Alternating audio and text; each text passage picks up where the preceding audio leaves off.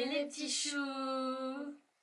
Aujourd'hui nous allons parler du court-métrage Influenceuse qui a été réalisé par Sandy Lobry.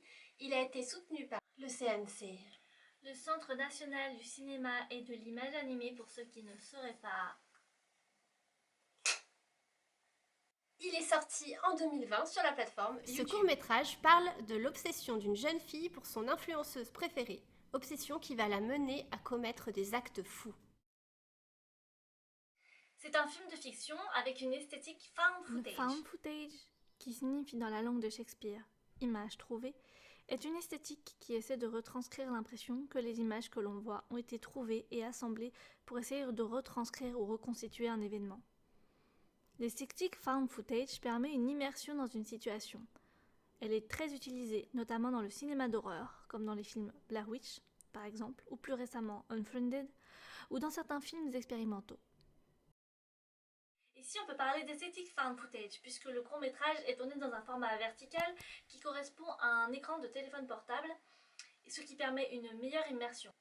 Le point de vue que le court-métrage adopte est principalement le point de vue du téléphone de Lola, la protagoniste principale. Un gros travail a été fait pour rendre le court-métrage le plus vraisemblant possible en mettant en avant les réseaux sociaux principaux utilisés par les jeunes à notre époque. Ce court-métrage est une critique de l'influence. C'est une bonne illustration de l'idéalisation des influenceurs sur leur public parfois très jeune. Ce film met en avant les dérives motivées par l'appât du gain ou le besoin de reconnaissance et de visibilité. Les acteurs sont tous crédibles et excellents, on est vite plongé dans cet univers et les émotions des personnages traversent l'écran. Lorena Tellier qui interprète Lola devient inquiétante et dérangeante. C'est gênant. Son jeu a quelque chose qui la rend particulièrement marquante dans ce rôle. Ce film pourrait être diffusé dans les collèges et les lycées, il pourrait aider les adolescents, leur faire comprendre que les réseaux sociaux ce n'est pas la réalité, que les influenceurs montrent le plus souvent une image lisse et retravaillée d'eux-mêmes.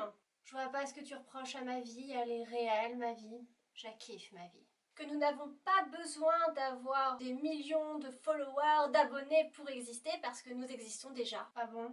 J'ai beaucoup aimé ce court-métrage, il m'a beaucoup parlé. C'est vrai que parfois quand on regarde les youtubeurs, on a tendance à oublier qu'ils ne sont pas aussi proches de nous qu'il n'y paraît et qu'ils par exemple ne peuvent pas répondre à toute leur communauté. J'ai trouvé que le format était vraiment cool, que l'utilisation du fan footage était particulièrement pertinente avec le sujet. L'histoire est plutôt bien écrite. J'ai trouvé la fin juste horrible et elle m'a fait un peu penser à cette tendance qu'ont certaines personnes à vouloir monétiser un peu tout et n'importe quoi. Et en particulier, ça me rappelle le scandale de Logan Paul qui était allé dans la forêt du suicide au Japon, qui avait filmé un corps pendu dans cette forêt et ça avait fait scandale.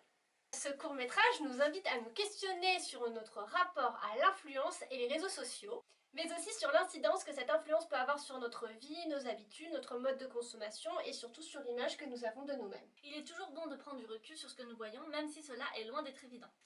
Ben voilà, cette vidéo elle est terminée. Donc vous pouvez vous abonner ou pas.